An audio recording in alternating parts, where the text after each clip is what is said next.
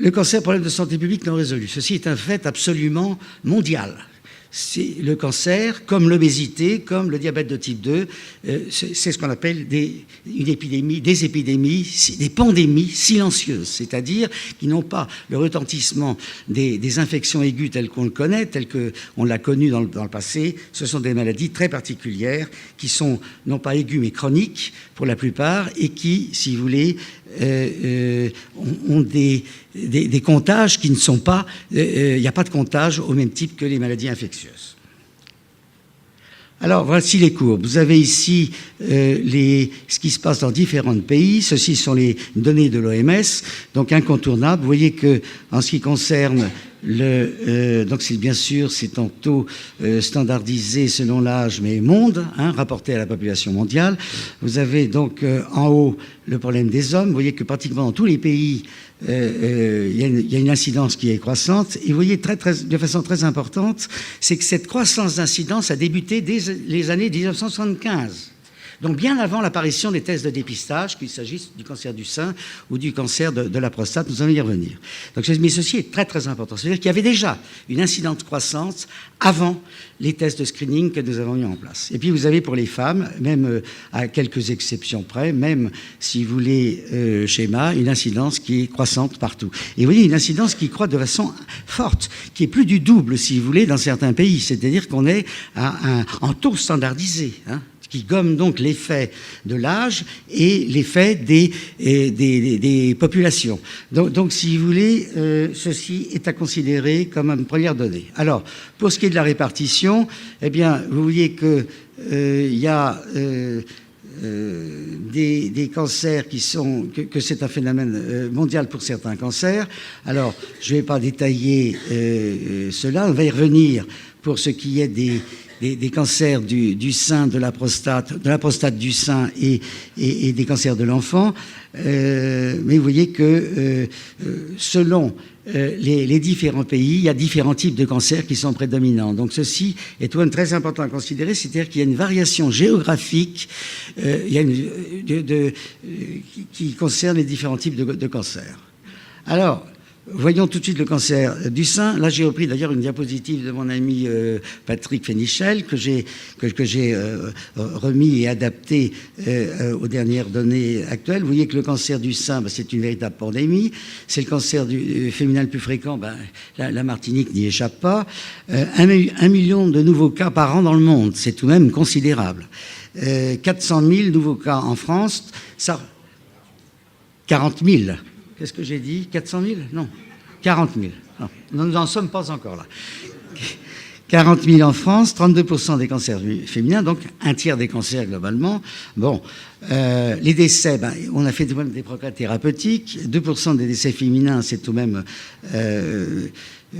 plus faible que l'incidence. Première cause de mortalité féminine par cancer cependant, et c'est à peu près 18% des décès par cancer. C'est tout de même non négligeable tout de même. Augmentation régulière et importante, doublement en 20 ans. Donc ceci est très important. C'est-à-dire que l'incidence a doublé en 20 ans. 20 ans, en termes de temps, c'est tout de même très très court. Et on a un doublement, si vous voulez, en taux standardisé, bien sûr. 2 à 5% par an selon les régions. Bon.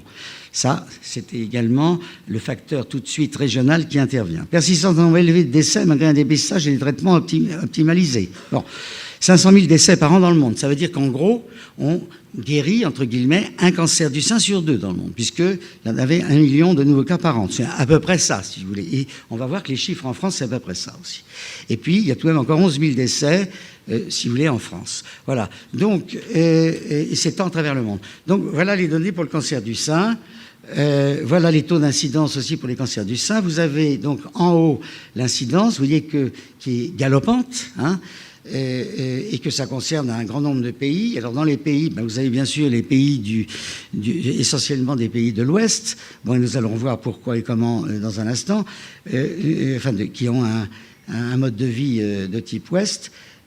Sachant que, par exemple, dans des pays comme le Japon ou en Asie, c'est beaucoup plus faible comme taux d'incidence, pour des raisons qu'on ne connaît pas encore bien, qui ne sont pas nécessairement alimentaires, comme on l'a dit.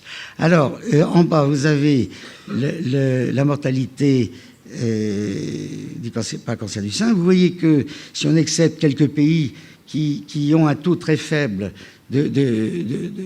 enfin, qui ont une mortalité très très faible de cancer par cancer du sein, vous voyez que globalement, le taux décroît. Donc ça, c'est tout de même assez intéressant de voir que le taux de mortalité décroît, si vous voulez, dans un certain nombre de pays, on pourrait dire même dans la plupart des pays.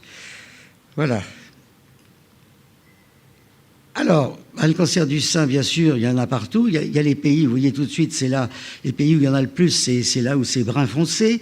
Et vous voyez que c'est essentiellement dans les pays, comme je vous disais il y a un instant, où il y a un mode de vie de type, disons, occidental. Mais enfin, voilà, l'Europe, la Russie, c'est un peu intermédiaire, l'Australie. Hein, donc voilà.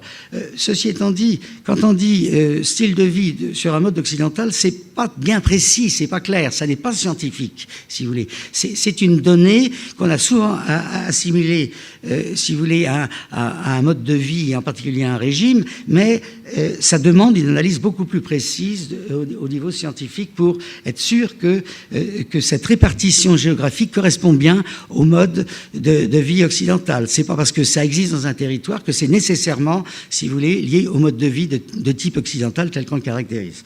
Donc ceci est très important à considérer dans les analyses, et on a assez souvent fait des espèces de, si vous voulez, d'amalgame entre des paramètres qui de toute façon ne sont jamais démontrés être causales mais sont associatifs, et si vous voulez, il faut faire très très attention à ce que l'on dit lorsqu'on veut rester vraiment scientifique dans l'analyse. Alors, le cancer de la prostate, on en a parlé, bien sûr. Si vous voulez, ce que j'ai retenu, c'est tout de même qu'en Martinique, il y a un homme sur 4, un homme sur 4 atteint de cancer qui est un cancer de la prostate. Donc, c'est pas tout de même n'importe quoi. Hein. C'est un petit peu d'ailleurs ce que je disais dans mon rapport de 2007. Je m'étais trompé, je disais un homme sur 5. Et je m'étais trompé, mais vous voyez que les données sont 1 sur 4, donc j'étais pas loin de la vérité à l'époque. Bien que n'ayant pas, bien sûr, les données du registre de l'AMREC comme elles existent aujourd'hui. Alors, si vous voulez, c'est bien sûr le plus fréquent des cancers de l'homme. Et donc, ce qu'on peut tout de suite dire, c'est un deuxième cancer hormonodépendant, comme par hasard.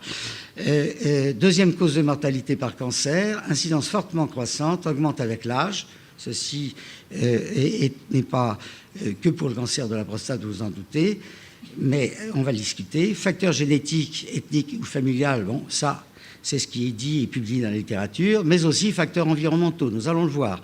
Nous avons des données précises qui nous font dire que le cancer de la prostate est une maladie de l'environnement. Ça, il n'y a pas de problème là-dessus. Alors maintenant, est-ce que c'est les pesticides ou pas en Martinique? En tout cas, c'est une maladie de l'environnement.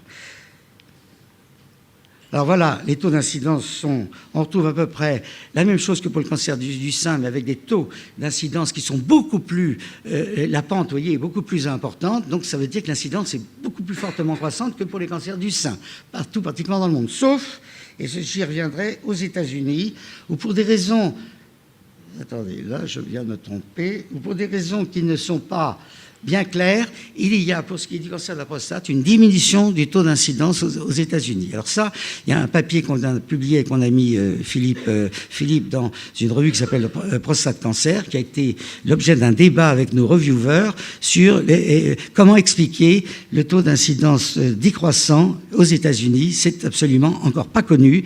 Il n'y a aucune raison actuelle. La seule chose qu'on peut dire, c'est que le taux actuel est largement plus élevé que celui qui existait en 1975. Donc là encore, vous avez autre remarque essentielle à considérer dans l'interprétation des données. Vous avez des taux d'incidence qui augmentent, vous voyez, bien avant les tests de dépistage par PSA qui est survenu à peu près vers les années 93 à 96, si vous voulez, dans la plupart dans un grand nombre de pays, en tout cas aux États-Unis.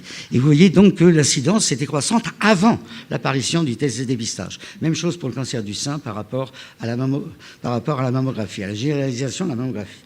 Et donc, si vous voulez, vous avez ici aussi la même chose que pour le cancer du sein, vous voyez, une décroissance de la mortalité, sauf certains pays qui sont un petit peu à part, mais globalement, donc, on a fait des progrès au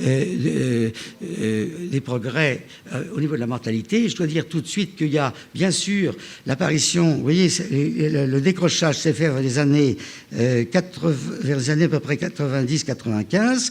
Eh bien, c'est la date où l'oncologie médicale a fait ses percées. avancé, avec notamment le traitement adjuvant des cancers du sein, et c'est un des progrès qui ont été réalisés également dans la prise en charge thérapeutique des cancers de la prostate, mais c'est à cette époque-là qu'apparaissent les premiers dépistages systématisés, si vous voulez, même si pour la PSA, c'est pas bien reconnu et que ça se fait au cabinet du généraliste, n'empêche que, si vous voulez, il est clair que il reste la loi fondamentale de la cancérologie que plus tôt un cancer est vu, plus tôt, si vous voulez, meilleur en est le pronostic. Il est évident qu'on a augmenté le taux de guérison des cancers du sein et de la prostate grâce notamment au dépistage, si vous voulez. Et le dépistage, si vous voulez, on en discutera, et ayant comme intérêt essentiel, ce que disent les épidémiologistes, une avance au diagnostic. C'est-à-dire qu'on va faire un diagnostic plus tôt, et donc avoir un effet thérapeutique augmenté, donc une baisse de la mortalité.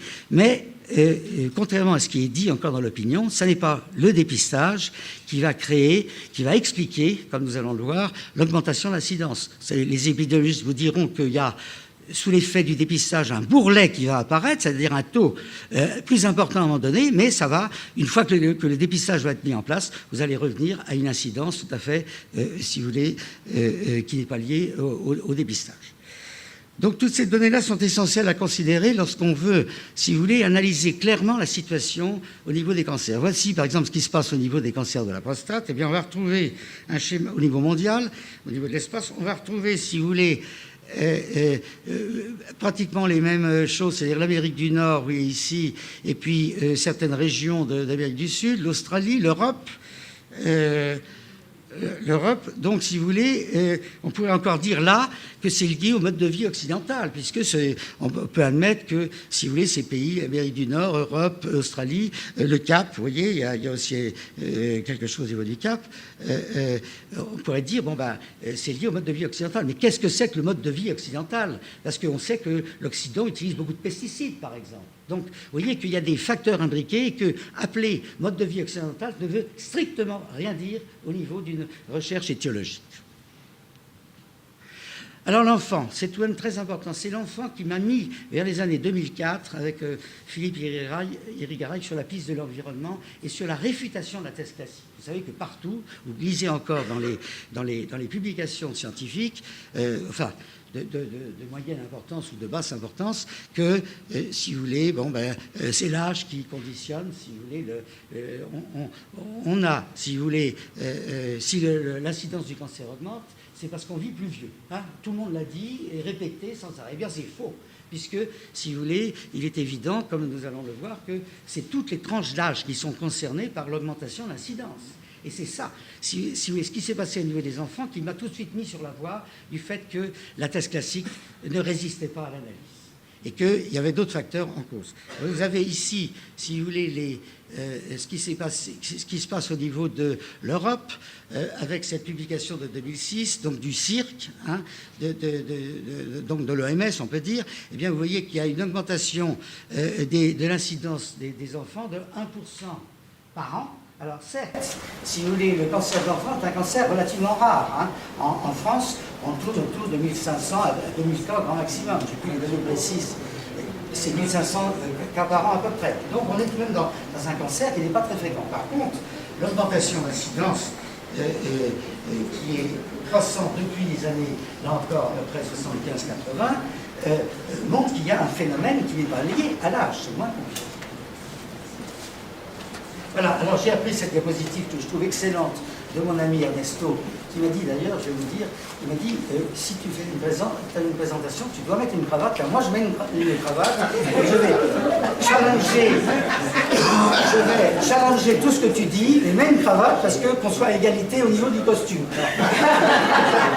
Alors, je ne sais pas si on est à égalité au niveau des arguments, ça c'est le problème, au niveau du costume, j'ai fait le mieux que je pouvais.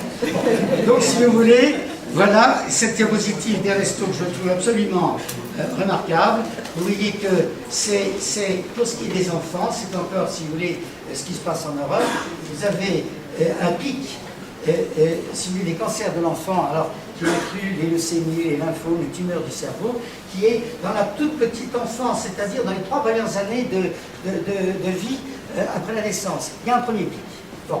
Et donc, ça évoque, comme il le dira mieux que moi, si vous voulez, quelque chose qui s'est passé in utero. Là. Donc, on est vraiment déjà, vous voyez, dans quelque chose qui va concerner le stade fœtal. Et ça, on va y revenir, ça va être un leitmotiv. Et puis après, vous avez une espèce de déclin, et puis ça revient, si vous voulez, dans l'adolescence. C'est-à-dire qu'il y a les petits-enfants, et puis il y a, si vous voulez, les adolescents, 14, 15, 16 ans, où il y a le pic remonte.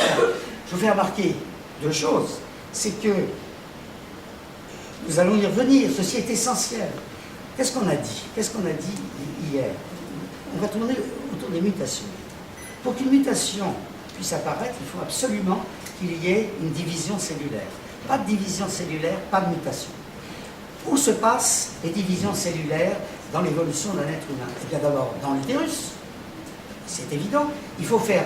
Attendez, ce qu'on demande à la nature, ce que fait la nature, c'est 2,5 kg de matière vivante, et pas n'importe laquelle, en 9 mois.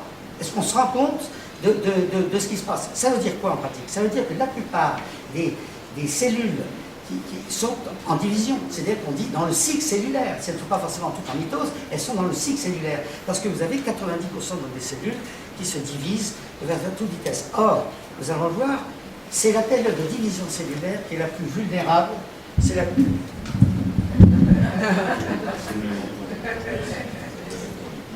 Or, c'est, si vous voulez, la période de division cellulaire c'est la division cellulaire qui est la période la plus vulnérable en termes mutationnels. Puisqu'il suffit, et je le redirai, je l'ai dit hier, qu'il y ait un des 600 gènes indispensables à la mitose qui ne soit pas exprimé à ce moment-là pour que vous ayez des déséquilibres au niveau de la répartition des chromosomes, avec des translocations possibles, etc.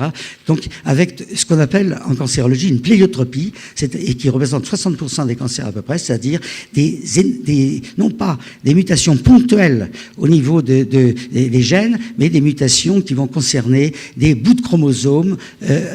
Donc, c'est des mutations grossières. Et nous verrons qu'en plus, il faudra y ajouter le côté driver mutation, c'est-à-dire des mutations clonogéniques, ce qui est une autre histoire que je développerai. Vous voyez qu'ici, en tout cas, l'enfant, les courbes, on les voit pas très bien. C'était mieux sur la courbe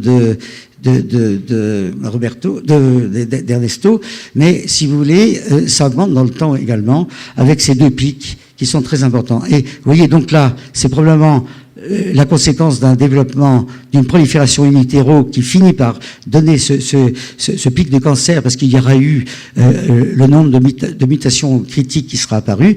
Et puis, deuxième période où il y a une forte croissance cellulaire, c'est l'adolescence, où sous l'effet des hormones qui sont actives à ce moment-là, vous avez une division cellulaire, vous avez les glandes sexuelles qui se développent, etc., la croissance, bien sûr.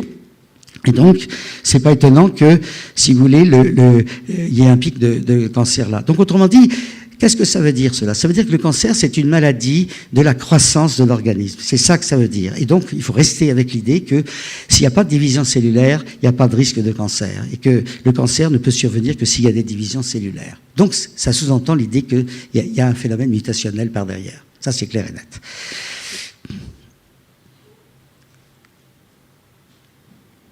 Oui, mais alors là, je suis perdu, là. Attendez. Ça ne marche plus. Si, voilà. Alors, il ne faut pas tomber dans le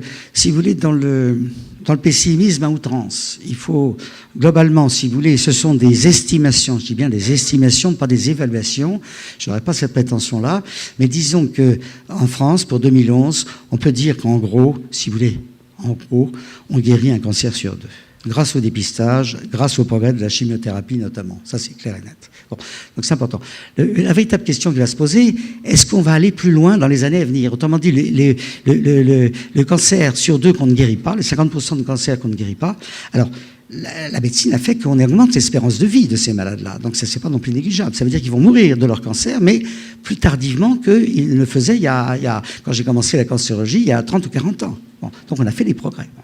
Mais la question à savoir, est-ce qu'on arrivera un jour à guérir ces 50% de malades qui meurent encore aujourd'hui de leur cancer? Eh bien, la réponse, et l'analyse que j'en ai faite il y a maintenant quelques années, la réponse est non.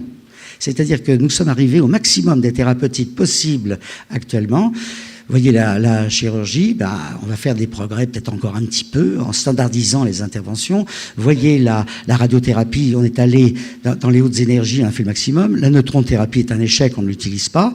Et puis la chimiothérapie, ben, quand j'ai commencé la cancérologie, on avait 15 drogues, 15 médicaments anticancéreux. Maintenant, on en a plus de 60, 70. Et c'est pas pour ça qu'on a fait des progrès mirobolants lorsque le cancer est métastasé. J'ai pas les courbes ici, mais si vous voulez, la survie à 5 ans des cancers non opérables, c'est-à-dire avancés ou métastasés aujourd'hui, est un plateau qui se situe à 5% de guérison à 5 ans, entre guillemets. Donc ça veut dire que nous n'avons fait, sur les 50 dernières années, nous n'avons fait aucun progrès tangible, si vous voulez, en matière de guérison des cancers lorsqu'ils sont avancés, métastasés.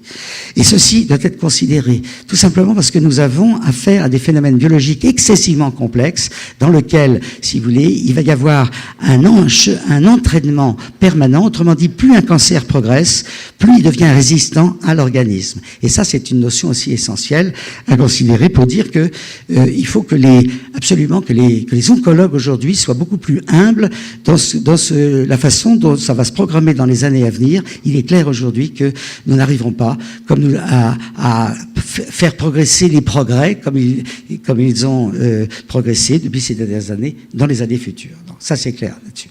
Alors, si vous voulez, tout simplement, quand nous étions vers 2002-2003, moi jusqu'à 2002, j'ai cru dans les thérapeutiques anticancéreuses. Nous avons d'ailleurs au sein de l'ARTAC mis sur si vous voulez, contribué avec l'industrie pharmaceutique à mettre plus de 10 médicaments anticancéreux sur le marché qui sont maintenant, si vous voulez, utilisés par l'ensemble du corps médical. La navelbine, le taxoter, tout ça, c'est nous qui avons été des pionniers en France à cette époque-là, d'ailleurs en cheville avec le National Cancer Institute et bien sûr l'industrie pharmaceutique pour faire en sorte d'améliorer le pronostic des malades atteints de cancer. Bon, et vers les années 2002-2003, je me suis aperçu que si nous avions fait des progrès considérables pour le traitement des petits cancers, en évitant les rechutes tardives grâce à la chimiothérapie, bon, eh bien, pour les cancers évolués, là, les progrès, c'était chouïa, c'était quand j'ai commencé à traiter des atteints de cancer, c'était malheureusement il y a 30 ou 40 ans, eh bien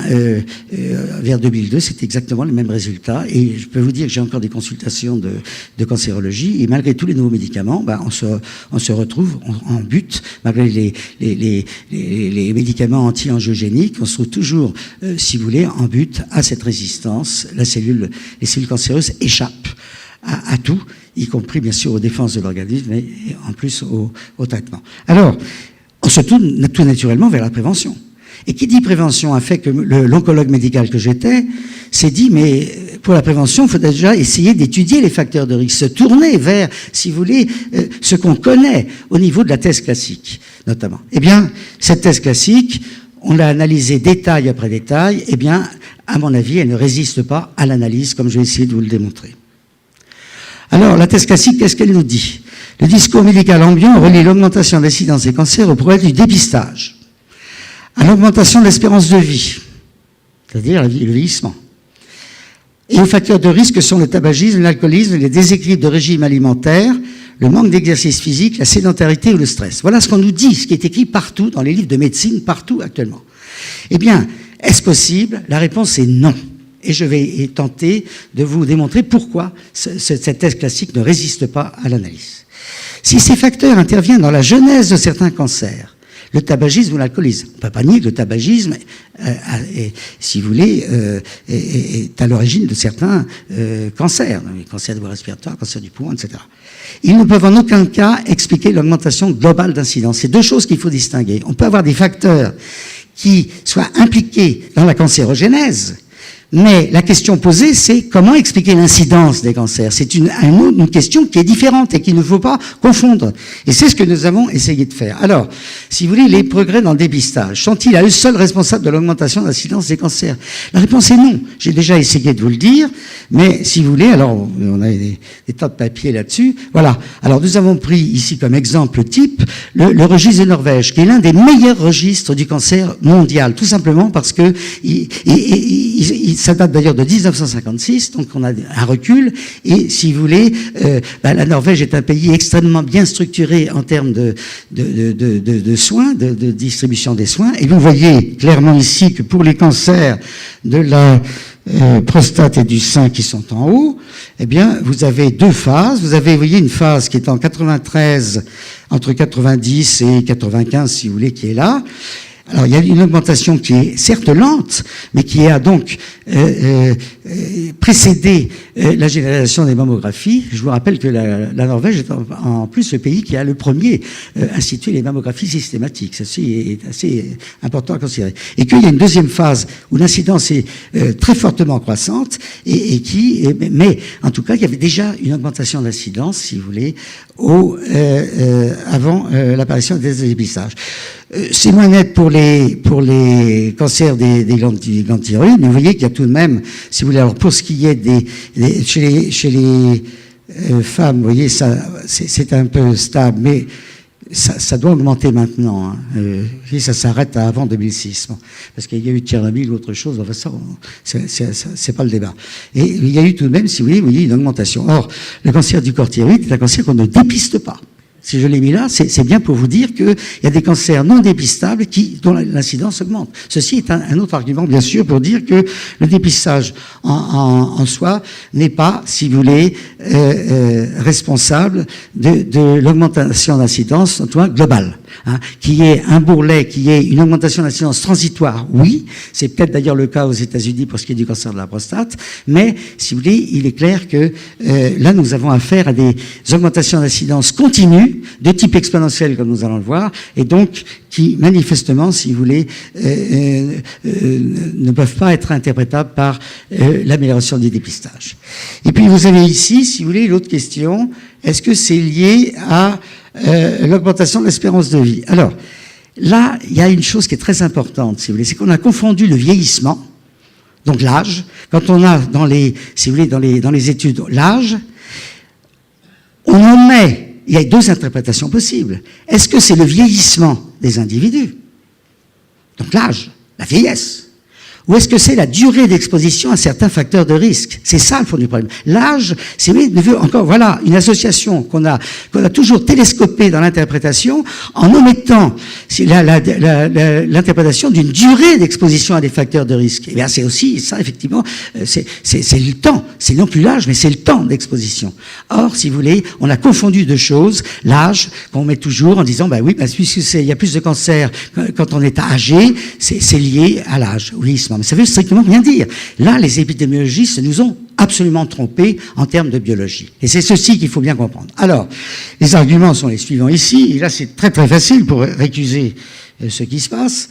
Toutes les tranches d'âge sont concernées, ceci tout le monde le dira, hein, ça augmente l'enfant chez l'enfant, mais chez l'adulte jeune aussi de façon considérable. D'ailleurs, ce qui m'a mis sur la voie de l'environnement, c'est ma consultation. Je voyais des cancers du sein chez les femmes de 30 ans. Attendez, un cancer, un adénocarcinome du pancréas chez un gamin de 7 ans, du jamais vu par les pédiatres. Il y a quelque chose qui s'est passé. Vous ne pouvez pas dire que c'était le vieillissement. Et puis les enfants ne peuvent pas dire que s'ils fument et qu'ils boivent de l'alcool, c'était pas possible. Donc il y avait quelque chose tout de même là qui se passait de nouveau. C'est ce que j'ai vu vers les années 2002-2003. Et le taux de croissance des cancers de l'enfant est tombé de 1,1% chaque année depuis ces 30 dernières années en Europe. Bon. Alors à l'époque, je n'avais que les données américaines. Je n'en avais pas encore les données européennes qui sont venues après. Bon, mais mes collègues du National Cancer Institute m'ont fourni les données des cancers chez les enfants aux États-Unis et on avait à peu près aussi 1%. C'est ce que j'ai publié en 2004 dans un bouquin entre autres. On avait déjà donc les données américaines qui étaient d'ailleurs qui étaient déjà qui a confirmé l'Europe après. Alors, l'incidence des cancers augmente avec la durée d'exposition des facteurs cancérigènes exogènes. Ben voilà, ça c'est l'interprétation. L'âge n'est pas uniquement la vieillesse, ça peut être la durée d'exposition. Le fœtus est spécifiquement vulnérable aux facteurs cancérigènes exogènes. Alors là, on se trouve avec une kyrielle, si vous voulez, d'articles au niveau de la biologie. C'est pour ça qu'il faut vraiment tenir compte de la biologie pour interpréter des données épidémiologiques. Ceci est absolument clair. Vous voyez que là, à l'époque, on retrouve bien sûr l'équipe Soto-Sonnenschein, qui ont été des pionniers en la matière. Ça, il faut vraiment leur rendre hommage à ce niveau-là, même si je suis pas d'accord sur tout ce qu'ils disent actuellement. Je pense que Ernesto non plus. Voilà. Et puis, nous avons donc à ce moment moment-là, si vous voulez, oui, nous avons d'ailleurs, pour ce truc-là, organisé en 2011 un colloque à la maison de l'UNESCO à Paris, qui réunissait 250 à 300 pédiatres européens, et à ce moment-là, tous ont été d'accord, bien sûr, et Ernesto y était, pour dire que, si vous voulez, il y a quelque chose qui se passe au niveau du fœtus, pour le cancer, mais bien sûr pour d'autres maladies. Voilà. Donc il est clair, si vous voulez, que là, on peut, si vous voulez, récuser l'âge comme facteur, si vous voulez, qui pourrait expliquer l'incidence galopante des cancers. Maintenant, quand on analyse le tabagisme, alors le tabagisme, attention, le tabagisme, c'est un facteur de risque dont on sait biologiquement, dont on a l'explication, nous allons voir dans un instant, pourquoi le tabagisme est causalement associé au cancer. Bon, c'est pas l'épidémiologie qui nous dit causalement, c'est bien sûr la biologie qui va nous dire causalement. Bon, mais est-ce que le tabagisme est responsable de l'augmentation de l'incidence des cancers? La réponse est non. Non. Aujourd'hui, voilà ce qui se passe en France. Vous avez, si vous voulez, voilà les années 50, voici le tabagisme des hommes. Vous voyez que manifestement, si vous voulez, il a diminué.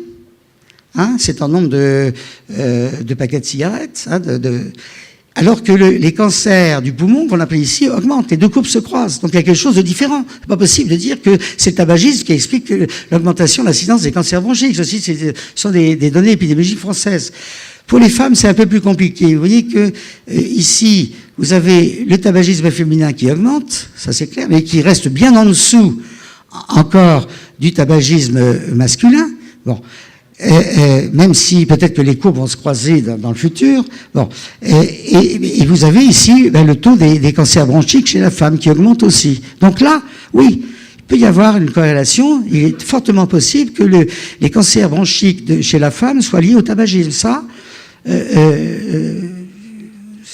on peut pas le nier, c'est possible. Mais pour les hommes, c'est aberrant, c'est pas possible pour les hommes. Et c'est cela, un des arguments qui m'a, bien sûr, fait dire que le tabagisme ne voulait pas expliquer tout. Voilà l'alcoolisme. Ben, vous voyez l'alcoolisme, alors. Est-ce que l'alcool, si vous voulez, pourrait être un facteur pour expliquer l'augmentation d'incidence des cancers? Bon, d'abord, on sait très bien que les cancers dont l'incidence augmente ne sont pas nécessairement liés à l'alcoolisme. Ça, c'est clair. Bon, mais là, vous avez, en plus, une décroissance, si vous voulez, de l'alcoolisme en France. Vous voyez que, dans les années 62, voilà, on en était là. Bravo les Français, ils diminuent leur consommation d'alcool. Vous voyez qu'on n'est plus qu'à, je ne sais plus exactement, enfin, ça tout a diminué. Oui, alors, on a distingué, si vous voulez, les vins, la bière, les spiritueux, enfin, voilà la courbe globale. Vous voyez qu'on est beaucoup plus faible, ça diminue. Alors, quand on va maintenant au niveau international, même chose, à part quelques exceptions de pays. Vous voyez, les exceptions, c'est les pays qui ont la petite astérisque. Vous voyez, il y a la Finlande, où il y a manifestement, si vous voulez, entre 80 et 2003, une augmentation de la consommation d'alcool. Alors, voilà. Alors, l'Irlande, l'Irlande, ça augmente aussi un petit peu. La Norvège, qu'on va retrouver là, oui, vous voyez. Certains pays nordiques, la Suède, vous voyez. Et puis, même en Grande-Bretagne, on picole un peu plus. Bon. Par contre, en France, vous voyez que, bravo la France, nous, on était les champions, remarquez, hein. On est parti de très haut, on a diminué tout de même.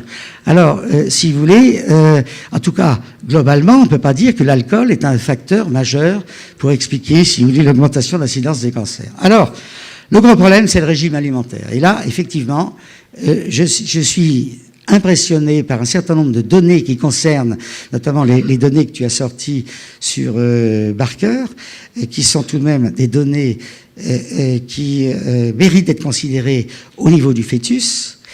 Et autant il est clair que le régime alimentaire et santé, depuis Hippocrate, on sait que ça intervient. Bon, ne serait-ce que par le biais des carences alimentaires. Mais une carence alimentaire, on sait parfaitement que ça va retentir sur le fœtus, bien sûr, et même ultérieurement, chez les femmes. Bon, on sait qu'il y a des carences alimentaires dans les pays du Sud, et que manifestement, il y a des problèmes de santé. Ça, c'est évident. Bon. Est-ce que maintenant le régime alimentaire tel qu'on le formule si vous voulez, dans le discours médical actuel, explique l'augmentation de l'incidence des cancers? C'est une question très importante, parce que ce qui s'est passé, c'est que les modifications du régime alimentaire a été conjointe, simultanée aux modifications environnementales, c'est-à-dire à la pollution environnementale, pour ne pas la nommer. Et donc là, faire la part des deux est excessivement difficile au plan scientifique. J'ai ma conviction, et vous allez voir comment et pourquoi dans un instant, tout en sachant que ce que je vais présenter a des limites, car il est évident qu'il y a un curseur qu'il faut mettre au niveau du régime alimentaire quelque part, ça c'est clair. On ne peut pas dire qu'il n'y a pas de rôle du régime alimentaire. Mais il est certainement moins important qu'on le dit aujourd'hui et que les médecins le pensent dans la littérature, si vous voulez, en général. Alors, si vous voulez, depuis Hippocrate, 460 avant Jésus-Christ, lisons le corpus hippocratique du régime alimentaire, on trouvera déjà beaucoup de choses. Et puis l'OMS, en 1990, on peut prévenir les maladies chroniques par un régime alimentaire. Manger 5 fruits et légumes par jour protège du cancer. Complètement faux, démenti par 19 articles publiés dans les meilleurs journaux internationaux actuellement, grâce à l'étude EPIC dont nous allons reparler tout à l'heure. Une étude européenne prospective multi-États, plusieurs milliers, si vous voulez, de gens qui ont été inclus dans cette étude-là et qui démontre que manger des fruits et légumes par jour ne diminue absolument pas l'incidence des cancers, donc à 1% près, si vous voulez. Donc là, il y a vraiment des points essentiels à considérer. Mais je vais y revenir. Et puis, si vous voulez, maintenant, il y a les futures directions du National Cancer Institute qui, justement, si vous voulez, minimisent maintenant, diminuent le rôle du régime alimentaire dans la survenue des cancers. Alors, si vous voulez, quels sont les arguments liant le régime alimentaire si vous voulez, aux maladies en général et au cancer en particulier? Alors, vous avez les déséquilibres de régime alimentaire induiraient les maladies. Surpoids, obésité. Nous avons vu déjà hier que un certain nombre de produits chimiques intervenaient, et Philippe en reparlera, intervenaient pour expliquer qu'on peut tout à fait faire du surpoids, de l'obésité en mangeant normalement, si j'ose dire, en termes de calories, tout simplement si on est contaminé par certains pesticides, notamment, ou autres facteurs, tels que certains hydrocarbures aromatiques polycycliques.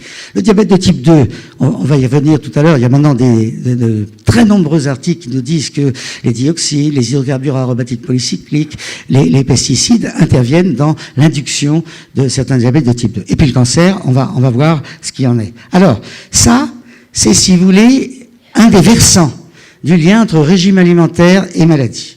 Il y a un deuxième versant qu'il faut dissocier, qui est le fait qu'un régime alimentaire équilibrerait, protégerait contre la survenue des maladies. Et là, c'est absolument faux. Et donc, si vous voulez, c'est les deux points que je vais essayer d'analyser maintenant pour ouvrir à une discussion, parce que effectivement, c'est un problème, si vous voulez, qui est encore, je dirais, chaud en termes de discussion scientifique. Alors, quand on analyse véritablement ce qui se passe, les résultats des études épidémiologiques sont en réalité extrêmement contrastés et souvent incohérentes. Les études cas témoins notamment sont absolument contradictoires, nous allons le voir, et ne démontrent pas que, si vous voulez, ce que l'on dit en pratique du régime équilibré va protéger, si vous voulez, contre l'apparition d'un cancer. Les mécanismes toxicologiques sont incertains. Et alors là, bien sûr, c'est ouvert à la discussion. Quelle est la part des radicaux libres d'origine alimentaire dans la genèse des cancers et autres maladies? Ceci est une question très importante, si vous voulez. Car, jusqu'à preuve du contraire, dans le cadre de la théorie somatique des mutations sur lequel je vais revenir, il est évident qu'il y a deux aspects. Il y a l'aspect, je dirais, ADN nucléaire, qui est la constitution d'adduits au niveau de l'ADN nucléaire, ou d'insertion de virus, quand c'est un virus, ou de cassure de l'ADN quand c'est des rayonnements. Et ça, c'est avant la division cellulaire. Il n'y a pas de mutation encore. Il faut une division cellulaire pour que la mutation apparaisse. Et donc, si vous voulez, il est clair qu'il y a deux facteurs pour ce qui est de la carcinogénèse chimique qui interviennent. Il y a d'abord et avant tout les adduits ce qu'on appelle les bulky adducts, c'est-à-dire les adduits qui vont déformer l'ADN et créer une mutation, et vous avez les radicaux libres. Donc, si le régime alimentaire intervient dans les phénomènes de cancérogénèse, c'est-à-dire mutationnels, nous ne sommes pas dans l'épigénétique, nous sommes dans la mutation au niveau de l'ADN, il va falloir prouver que, notamment, les radicaux libres interviennent. Et ça, c'est quelque chose qui n'est pas clair du tout. Et puis, vous avez ici, comment les déséquilibres de régime alimentaire peuvent-ils induire l'inflammation? On a clairement démontré qu'il est associé à la plupart des maladies, affections, etc., etc. Voilà. Donc ça, c'est pas non plus clair. Comment un régime alimentaire, alors là, c'est peut-être plus clair dans l'esprit d'un certain nombre de biologistes, comment un régime alimentaire peut induire de l'inflammation, c'est possible. Ça, je ne dis pas non, mais en tout cas, c'est pas. Il y a d'autres mécanismes. C'est que l'inflammation, même de bas grade, est multimécanisme. C'est pas uniquement un mécanisme donné, c'est multifactoriel. Voilà. Alors ça, on peut bien sûr en discuter après. Alors voilà, très rapidement l'état des lieux des études cas témoins qui ont été faites pour essayer de montrer que ça protège ou pas. Vous voyez, le cancer de la prostate, non. Il n'y a aucune étude qui dit que le régime alimentaire équilibré protège l'apparition d'un cancer de la prostate. Ça, c'est clair et net. Les cancers du sein, il y a quelques études, si vous voulez, qui sont là. Attention, quand je dis régime alimentaire, je n'inclus pas la présence de résidus dans le régime. Nous sommes d'accord, nous sommes dans le mode de vie, dans la thèse classique, qui est le régime alimentaire, c'est-à-dire la composition en nutriments du régime, et en oligo-éléments du régime. Bon, alors, ici, le cancer du côlon, il y a le rôle des fibres qui a à peu près été démontré. Pour les cancers bronchiques, c'est chez les fumeurs uniquement que ça a été démontré, mais vous voyez qu'il y a des études négatives. Les cancers urothéliaux, tout est négatif. Les cancers de l'estomac, de l'œsophage, il y a une petite protection de rien du tout, mais il y a des études négatives. Donc, ce qu'on peut dire, c'est en tout cas, c'est pas flagrant au niveau des études épidémiologiques. Et puis, voilà. Alors, il y a ça, ce qui intéresse tout le monde, si vous voulez, cette interrelation biologique qui est en permanence discutée, notamment par l'OMS, avec des arguments. Et l'obésité et diabète de type 2, Patrick Fénichel en a parlé hier, et peut-être on en reparlera avec Philippe. Obésité, cancer, je vais montrer qu'il y a des liens. Diabète de type 2, cancer, oui. Mais cancer aussi, il faut savoir que ça a été l'un des moteurs de notre découverte d'un nouveau test de dépistage, c'est qu'il est évident que plus un cancer évolue, plus vous avez constitution d'une résistance à l'insuline, avec apparition lorsqu'il y a une cachexie d'un véritable diabète de type 2. Donc il y a des liens dans les deux sens pour ce qui concerne, si vous voulez, les liens entre diabète de type 2 et cancer. Voilà. Donc ceci est tout de même important à considérer. Alors, dans l'obésité, il faut que je passe assez vite maintenant parce que j'essaie de... Voilà, c'est une... Si vous voulez, c'est une pandémie, l'une des premières pandémies non infectieuses de l'histoire. Elle frappe autant les pays industrialisés que les pays en voie de développement. Ceci est tout de même important. Là. On voit tout de suite que c'est pas, si vous voulez, le régime occidental, dit occidental, donc avec riche en graisse, etc., qui va expliquer l'obésité, puisque ça apparaît dans des régions qui sont... je dirais qu'ils n'ont pas le régime occidental. Donc vous voyez qu'encore là, on a, si vous voulez, on a dit des choses qui n'étaient pas vraies. Bon, alors, 40% de la population en surpoids, 10 à 20% sont obèses. Distinguons surpoids d'obésité, ça c'est très important.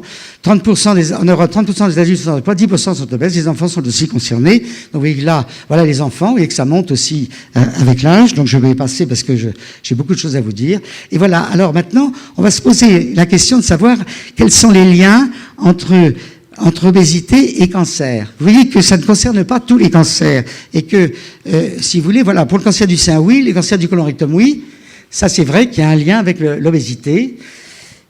Le cancer endométrioïde, oui, de l'utérus, le cancer du rein, oui, l'œsophage, oui. Par contre, prostate, non. Il n'y a pas de lien. C'est ce que je disais avec Patrick hier, mon petit Patrick.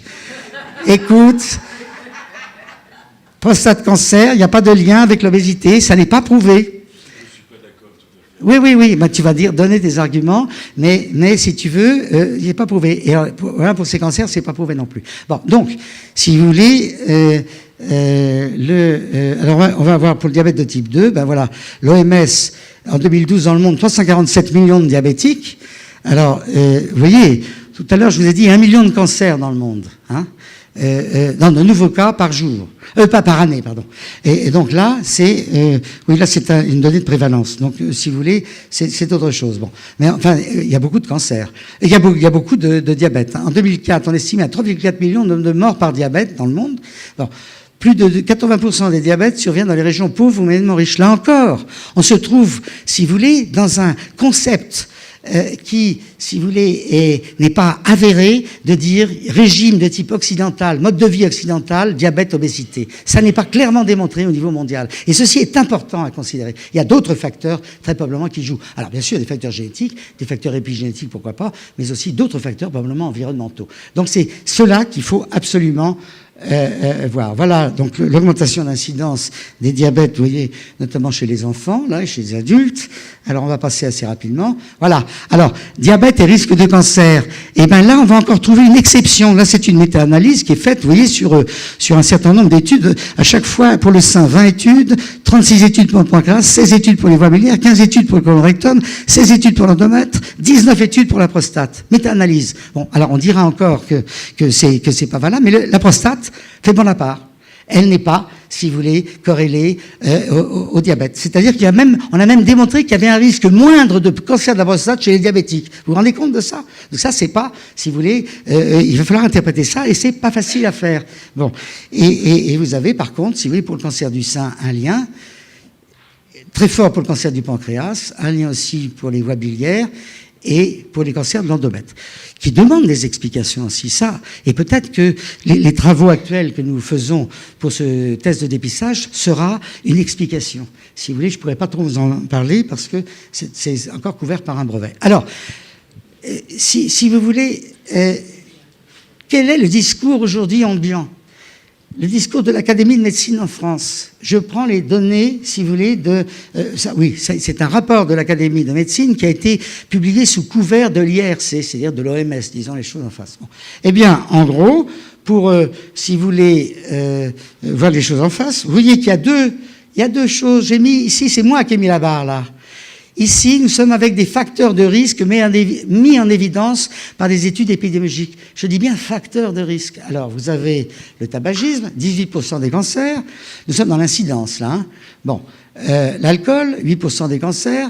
L'occupation, c'est la profession, c'est le travail. Bon, là, on a laissé le terme anglais. Bon, 1,6, c'est probablement sous-évalué, ça c'est clair. L'inactivité physique, l'obésité, le surpoids, 2,2. Et puis, là, je vous ai mis des agents cancérigènes. C'est plus des facteurs de risque, ce sont des agents qui, on va voir la différence dans un instant, qui provoquent le cancer. Et là, nous avons les agents infectieux, 3,3, ultraviolets. Bon, on sait que les ultraviolets donnent des cancers, hein, surtout les ultraviolets B, 2%.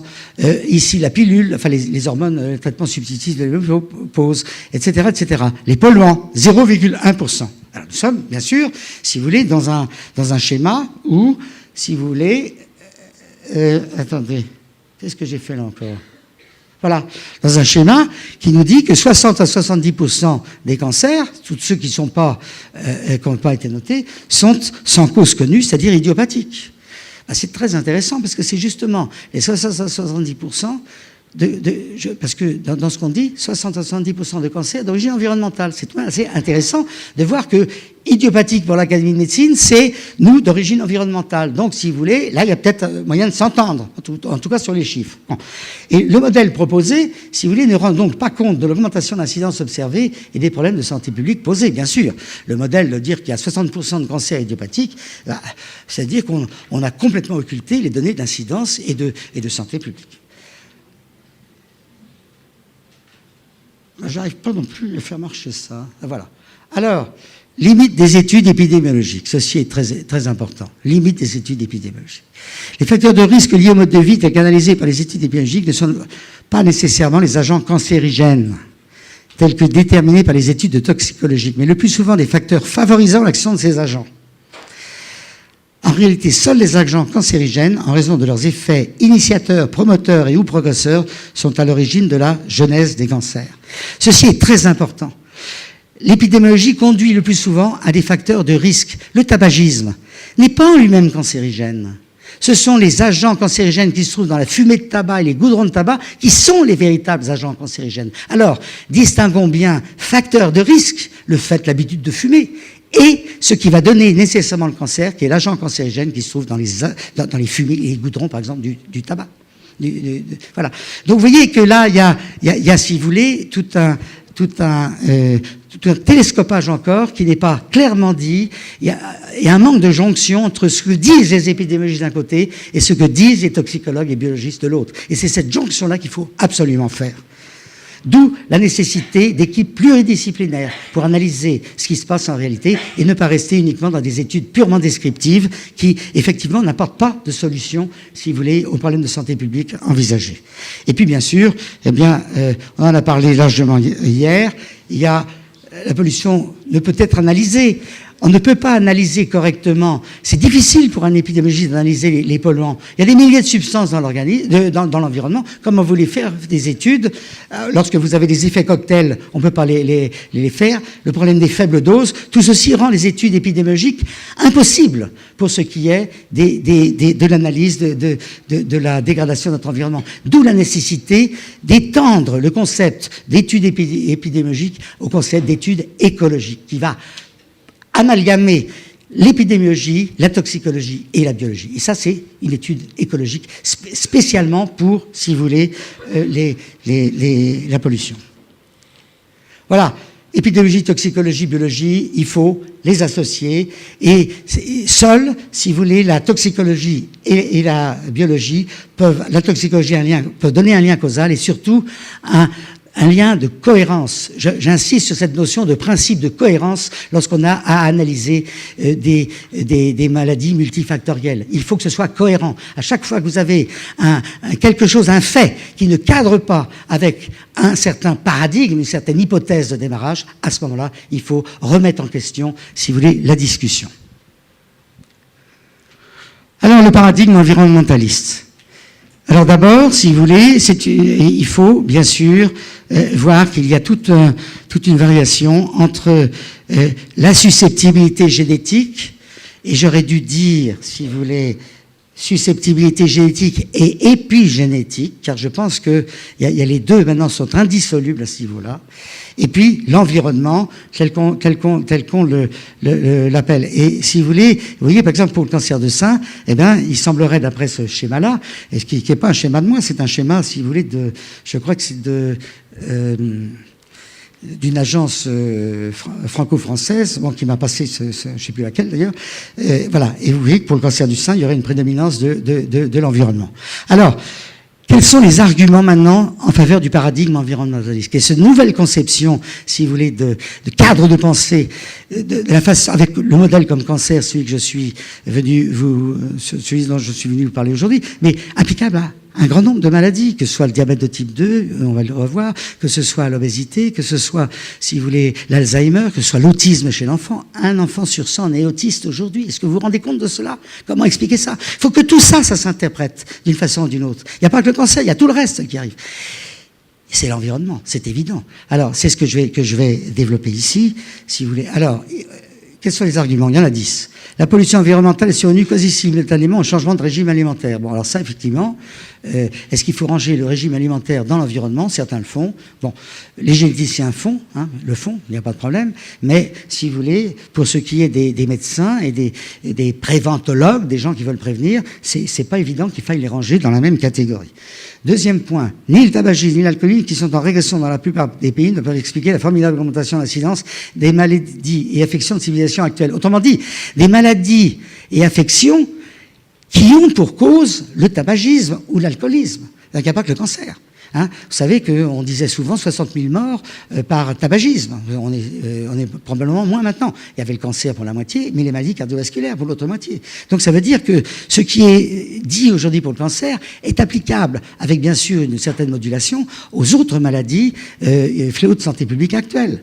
Troisièmement, il y a indiscutablement des liens géographiques entre zones polluées et cancer. Alors ça, il y a une multitude également, si vous voulez, d'arguments. Ne serait-ce que l'incinérateur de Besançon, avec un effet dose, si vous voulez, des lymphomes qu'a démontré notre collègue Jean-Marie, je ne sais plus qui, mais enfin bon, un collègue très important, qui a un effet dose. Bon, les lignes à haute tension, c'est parfaitement que si vous habitez à moins de 600 mètres d'une ligne à haute tension, vous avez un risque de leucémie multiplié par 2 chez l'enfant. Bah, attendez, il y a tout ça, ça existe. Bon, alors, il ne peut y avoir de cancer sans mutation. Alors là, c'est un grand débat que nous allons avoir avec Ernesto, mais, je pense qu'il y a de l'eau au moulin des deux côtés qui vont arriver pour trouver un consensus, c'est ce qu'il va nous dire tout à l'heure, voilà. Mais je reste avec ceci. Or, il n'est pas clairement prouvé que l'alimentation actuelle est un effet mutagène et cancérigène. Voilà, c'est tout ce que je dis. Qu'il y ait un effet épigénétique, oui, mais aller jusqu'à un effet cancérigène, c'est pas forcément démontré.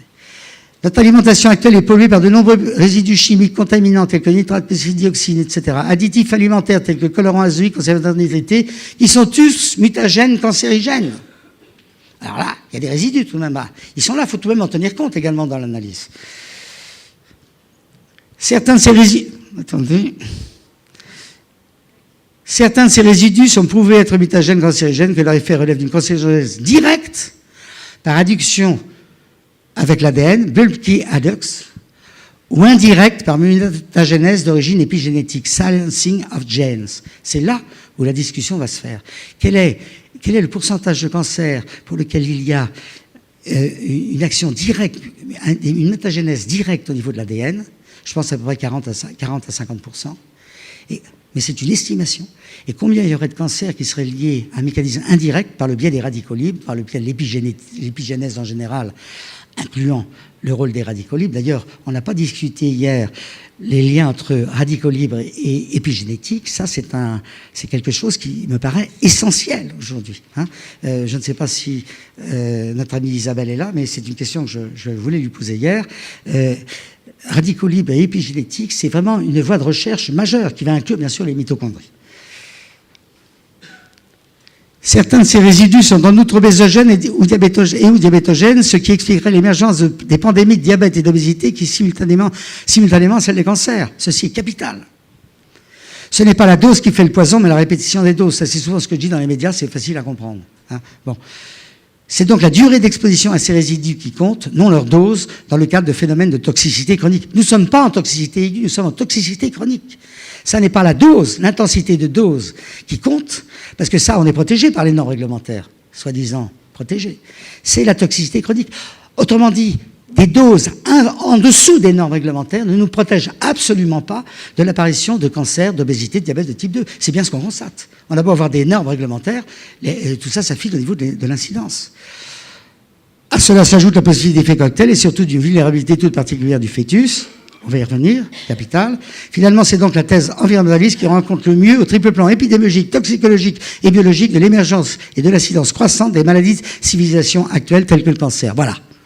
Voilà le fondement aujourd'hui de ce que je pense, si vous voulez, à partir du modèle cancer, de ce que je pense être le message clé. Il nous faut absolument adopter ce nouveau paradigme environnementaliste qui explique l'ensemble des faits de santé publique observés aujourd'hui et des données biologiques disponibles, telles qu'ils ont été exposés hier en particulier.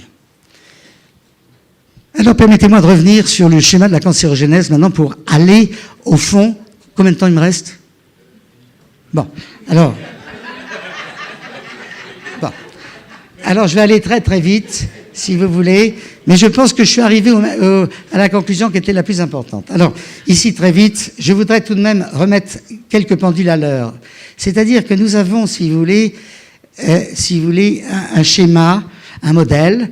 Alors, modèle que Ernesto nous dira être dépassé, mais moi j'y adhère encore, qui a été construit à partir de la cancérogénèse chimique. Et si vous voulez vous y référer, on a un article de 2010 dans Carcinogenesis où on disait, où on expliquait également cela. On parlait déjà d'épigénétique dans le cancer, avec une étude italienne d'ailleurs remarquable qui avait été faite, mais sans le développement que connaît l'épigénétique aujourd'hui. Mais nous étions en 2010, donc depuis 3 ans, on a fait beaucoup de progrès. Alors, ce qu'il faut bien savoir, c'est que un cancer, c'est pas du tout quelque chose qui apparaît comme un coup de baguette magique. C'est, si vous voulez, il y a une période qu'on appelle la période cachée du cancer, qui est pré-cancéreuse, qui comprend l'initiation avec un événement initial, qui peut être de nature épigénétique ou génétique d'emblée. Donc, il faut savoir que dans la thèse classique, on a laissé la possibilité d'un événement initial épigénétique. On n'a jamais récusé l'épigénétique dans ce schéma-là. Bon.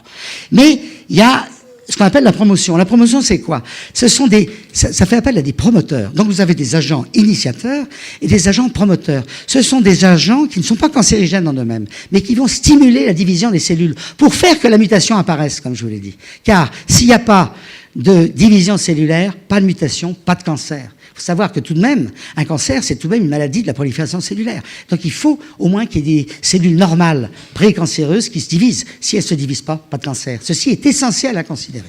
Et puis, vous avez, à partir d'un certain nombre de critiques de mutations, c'est 2 chez l'enfant. Pour une leucémie, on a calculé que c'était à peu près, il fallait 2 mutations. Donc si, déjà, avant la naissance, il y a une mutation qui est apparue au niveau génétique par transmission héréditaire, au niveau des parents, il suffit qu'il y ait une mutation de l'environnement qui apparaisse, boum, c'est la leucémie, le lymphome à la naissance. Bon, c'est ça.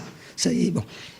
Pour les cancers communs de l'adulte, c'est 3 à 6 mutations. Tout ceci, c'est des centaines d'articles qui ont calculé tout cela avec des articles de très très haut niveau. Et donc, moi, je me refuse aujourd'hui si vous voulez, à vilipender ce schéma-là. Bon, alors attendez, très rapidement. Bon, alors, je pense que, si vous voulez, ben voilà, en gros, quand on a bien en tête la distinction entre facteurs de risque et agents cancérigènes, on s'aperçoit que aucun des facteurs de risque classiques n'est en lui-même certainement cancérigène, en tout cas mutagénique, et donc cancérigène. Donc il va falloir chercher ailleurs, et c'est cet ailleurs qui est l'environnement. Alors, si vous voulez, je vais aller très très vite. Bon, là, on va en parler ailleurs. Alors, notre hypothèse, je vais tout de même y arriver. Donc, c'est un travail qui se fait avec un certain nombre de gens aux États-Unis notamment. Voilà le schéma. Notre hypothèse de travail, c'est que, en gros, si on distingue, si vous voulez, l'initiation et la progression, qui sont, si vous voulez, des périodes mutationnelles, eh bien, si vous voulez, en gros,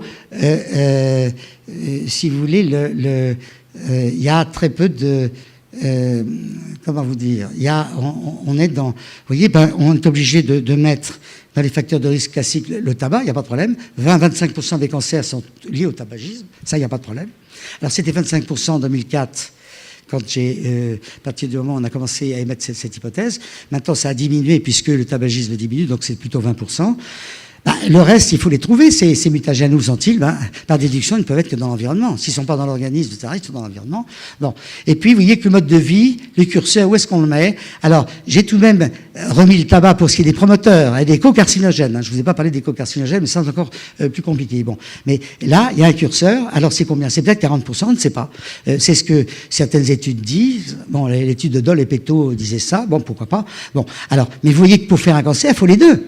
Et donc, l'environnement a une part tout de même essentielle ici. Et c'est la raison pour laquelle je dis que, et je redis qu'à peu près 60% à 70% des cancers sont très probablement liés à des facteurs environnementaux. Alors, malheureusement, je vais passer. Vous voyez qu'il n'y a pas que les perturbateurs endocriniens qui sont des agents de cancérisation. Il y en a beaucoup. Il y a les micro-organismes, il y a les radiations. Voilà, les xénos.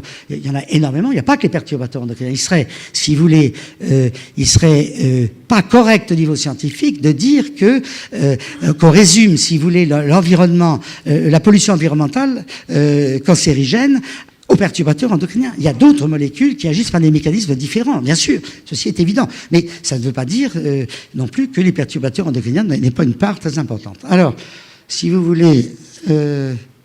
voilà, en gros, à la louche, ce que nos estimations, c'est qu'en gros, un cancer sur 2 serait d'origine chimique. Ceci est tout de même assez important à considérer. Est-ce que c'est un nouveau paradigme? Non. Quand on regarde ce qui s'est dit avant, vous voyez que Percival Pott, en 75, déjà avait décrit les cancers des petits ramoneurs en 4 pages que je vous conseille de lire, qui est absolument remarquable. Et il n'y a pas besoin d'études épidémiologiques pour savoir qu'il y avait un risque de la suite pour faire des cancers. Bon, le benzopyrène, c'est classique en 1918. Peyton-Rook a eu le prix Nobel à 82 ans. Bon, parce que premier virus cancérigène. Et puis, vous avez les rayonnements avec Marie Curie, etc. Donc, si vous voulez, c'est pas nouveau tout ça. Alors, le tissu, je vais passer. Je passe sur tout ça parce que je vous en donnerai... bon, alors, je voudrais vous dire quelques mots de la Martinique pour conclure. Bon, où nous avons tout de même fait un gros travail, bon, et nous espérons que ce travail se poursuivra avec notre nouvelle directrice. Voilà. Alors, si vous voulez, voilà. D'abord un problème. Alors, je ne sais pas quelle est la valeur, je dis, de ces données-là, que je ne sais plus où ça a été chiffré, mais c'est de l'OMS, je crois. C'est de l'OMS. de l'Atlas économique mondial de 2002. Alors, c'est des données anciennes, vous voyez. Et qu'est-ce qu'on a? On a la Martinique, tout de même, 9% de diabétiques. Ça veut dire presque un Martiniquais sur 10 atteint de diabète de type 2. Attendez, tout de même là, on est dans le cas, et c'est le record mondial. Vous voyez que dans le monde, on est à 2,82. Donc là, il y a un vrai problème tout de même au niveau du diabète. Et s'il y avait une maladie à étudier en Martinique, ce serait bien le diabète. D'où la nécessité d'avoir conjointement un registre de cancer, certainement un registre des diabétiques. Ceci est essentiel. Voyons, quand on voit ces chiffres-là, c'est ahurissant. Et ça, si vous voulez, il est clair qu'il faut le souligner. Bon, alors je passe encore très rapidement. Voilà ce que nous avons fait, si vous voulez, avec des données issues des registres spécifiques. Alors bien sûr, on ne se contente pas du registre de l'AMREC, hein, qui est là. Bon, mais vous voyez que, si vous voulez, alors vous voyez que on a depuis les données de l'AMREC. Bon, mais vous voyez que pour ce qui est des cancers de la prostate chez l'homme, on a une ascension fulgurante. C'est ce qui a été dit tout de suite, des cancers de la prostate, et que par rapport à la métropole, vous voyez qu'il y a une différence majeure. Bon, donc si vous voulez, et que par rapport à des pays comme la Suède ou la Grande-Bretagne, on est largement au-dessus, et que alors que si vous voulez, dans des pays tels que tout en haut, vous avez les Noirs américains. Hein, vous voyez que les Noirs américains, ça diminue. C'est la courbe du haut, les Noirs américains, et que là, c'était avant, nous n'avons que les données avant 2010, mais que les deux courbes se croisent probablement maintenant. C'est-à-dire qu'en gros, il est fortement possible que le taux de cancer de la prostate de Martinique soit supérieur à celui, ce n'est pas certain, hein, c'est une hypothèse, soit plus important qu'il l'est aux Noirs, que chez les Noirs américains, ce qui ferait tomber tout de suite l'argument du côté ethnique seul en cause. Il est évident qu'il y a des facteurs autres que génétiques qui sont en cause. Voilà pour les cancers du sein. Vous voyez que les cancers du sein en Martinique sont ascendants de façon considérable, mais restent encore bien en dessous, si vous voulez, de la métropole, hein, qui est là. Mais vous verrez que les deux courbes sont amenées à se croiser dans un instant. Voilà pour ce qui est des cancers du côlon rectum chez l'homme. Vous voyez encore que ça augmente chez la Martinique. Voilà, vous voyez. Bon, quand on prend les données de l'AMREC, bon, oui, nous avons les données pas les dernières. Voilà, chez la femme, ça augmente pareil. Vous voyez que ça augmente presque plus chez la femme que chez l'homme. Voilà ce qui se passe pour la mortalité, incidence et mortalité en Martinique pour les trois types de cancers. Vous voyez que la prostate, ça augmente, que la mortalité est stable, alors que la mortalité est tout de même encore élevée pour les cancers du sein. L'incidence augmente là. Pour les cancers du rectum, vous voyez que la mortalité augmente faiblement chez les femmes. Ce sont les données de l'AMREC, là. Alors, pardonnez-moi d'avoir pris vos données. C'est sous votre contrôle que je parle. Mais j'espère que nous ne sommes pas trompés. Hein. Bon. Alors, voilà chez l'homme, à peu près là-dessus.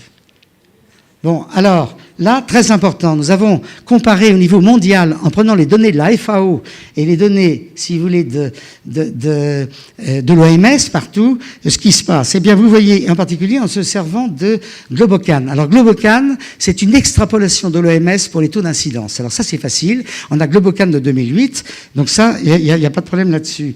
Alors, vous voyez la chose suivante, c'est qu'on a analysé, si vous voulez, ça, c'est pas encore publié, on a analysé les taux de ce qui se passait dans les Caraïbes par rapport à d'autres pays, la Suède, les États-Unis et la Grande-Bretagne, la France métropolitaine et la Martinique. Vous voyez que le taux donné par Globocan pour ce qui est de la Martinique, il est là, 177. C'est le taux plus élevé que les Noirs américains, 106. Vous voyez, moi, que les Noirs américains, 164. J'y peux rien. Voilà un petit peu...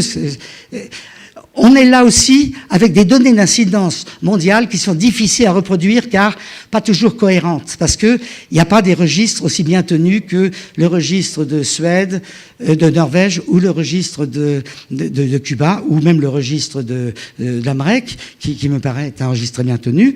Mais vous voyez, si vous voulez, que là en tout cas, vous voyez en tout cas c'est beaucoup plus élevé que la France métropolitaine, on l'a, mais que pour les cancers du sein, vous voyez, on est encore beaucoup plus bas que la métropole, mais on se rapproche petit à petit, et que pour les cancers du côlon rectum, eh bien, vous voyez pour les deux sexes, là on est plus bas encore, mais on s'en rapproche. Alors, très finalement, voilà. Les cancers de la prostate, vous voyez que nous avons démontré que l'augmentation d'incidence est publiée, ça c'est une publication, d'ailleurs publication qui est disponible pour ceux qui le voudront. Dans une revue américaine, nous avons, si vous voulez, démontré que l'augmentation d'incidence des cancers de la prostate en Martinique répondait à un modèle expérimental. Donc ça nous permet, si vous voulez, d'analyser, si vous voulez, ce qui se passe lorsqu'on fait une transformation logarithmique. Et vous voyez que les deux courbes sont pratiquement parallèles. Donc, je vous passe l'interprétation possible, mais c'est une interprétation qui va être, si vous voulez, discutée en fonction des résultats que nous avons obtenus pour les cancers du sein. Vous voyez que ici, si vous voulez, nous avons des courbes qui sont pas du tout les mêmes, qui ne sont pas d'un modèle expérimental, qui répondent à des formulations mathématiques différentes et qui finissent par, en transposition logarithmique, bon, ça il faut demander à Philippe le détail, vous voyez, font que les courbes ne sont plus parallèles, elles tendent à se rejoindre. Et pour ce qui est des cancers du côlon rectum, eh bien là, les courbes se rejoignent absolument. Cela veut dire qu'il va falloir interpréter pourquoi ces deux courbes se rejoignent, tout simplement parce que, si vous voulez, il y a des facteurs à interpréter, tels que, en tout cas, le facteur ethnique n'est pas possible, puisque on pourrait encore dire qu'il y a un décalage. Quand les deux courbes sont parallèles, on pourrait dire qu'elles sont constantes, donc le facteur ethnique est un facteur qui ne bouge pas, ou très peu, dans le d'observation considérée, quand les courbes sont parallèles, on ne peut pas dire que, si vous voulez, il y a une modification nette de l'environnement. Par contre, lorsqu'on a une courbe qui se croise comme ceci, il est évident qu'il y a des facteurs qui sont indépendants du facteur génétique ethnique. Voilà. Alors, voilà, ça c'est la même chose. Voilà, donc là, je passe. Il faut savoir que la Martinique a le record mondial d'utilisation des pesticides, hein, vous voyez, en tonnes. Ceci est une étude que nous avons faite et qui est publiée, où il y a, si vous voulez, 6 fois plus de pesticides en tonnage distribués sur la Martinique que par exemple aux USA, etc., etc. Alors, je passe et je termine là pour vous dire que il est évident que il nous faut pour progresser des données fiables en termes épidémiologiques, ceci est évident, et que c'est pas toujours simple d'obtenir des données fiables d'incidence. La mortalité, c'est plus facile dans les registres que l'incidence, et que même les données de l'OMS ne sont qu'extrapolées. Deuxième point, est-ce que c'est suffisant? Non. Il nous faut une interprétation biologique et toxicologique de ce qui existe en termes de données démographiques et épidémiologiques, et que aujourd'hui, je pense qu'il y a un nombre suffisant de données qui nous disent que nous sommes face à un nouveau paradigme, qui est un paradigme environnementaliste, qui doit donner une place beaucoup plus grande qu'on ne le pensait à l'environnement, et donc il faut focaliser les recherches non plus sur les facteurs de risque classiques, dont on connaît toujours, bien sûr, l'existence, mais aussi les limites, et se focaliser maintenant sur les facteurs environnementaux. L'épidémiologie ne pourra pas répondre seule à la question, c'est dire que dans ce type d'analyse, il faudra faire appel également aux biologistes et aux toxicologues. Je vous remercie.